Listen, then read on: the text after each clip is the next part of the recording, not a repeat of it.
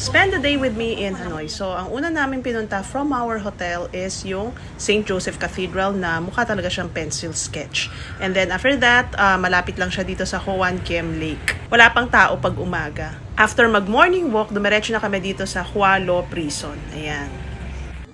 And then, nag-shopping na kami sa Lotte Mart ng pasalubong. Inuwi muna namin sa hotel yung mga pasalubong bago kami dumiretso dito sa Train Street. Dito na rin ako nag-order ng lunch. Grabe, ang tagal lutuin yan. Halos isang oras yata ako naghintay. Tapos ayan, dumating na yung train. So, syempre, lahat excited na. Yan ang highlight of the day natin. At syempre, palakpakan mga banyaga after dumaan nitong train. Next stop, ang Temple of Literature.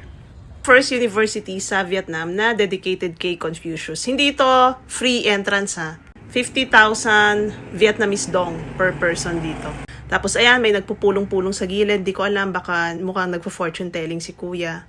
And then, ang daming sculpture na horse. Maybe because it's Year of the Horse, kaya puro yun ang highlight nila dito sa sculpture. Natuwa rin naman ako sa mga kabayo. Ayan o. And then, nagdadasal yata sila dito eh. And then, pwede ka magpa-calligraphy dito. Yun nga lang, pipila ka pa. Ayan, dito kami nabudol. Sabi ni kuya, 350,000 lang daw.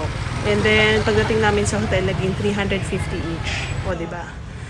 Tapos, hindi kami binaba sa mismong hotel namin. Ibang kanto pa yung binabaan sa amin. Anyway, ayan, nagpahinga na kami. Tapos, nireserve kami ng hotel namin sa 4-piece pizza. Or pizza 4P yata. O, parang ganun. Ayan yung burrata pizza na sikat. In-order namin. Make sure kung pupunta kayo dito may reservation kasi may mga nakasabay kami, pinabalik na lang the next day. After dinner, nag-ikot kami ulit sa Hoan Kiem Lake and then namili kami sa Uniqlo.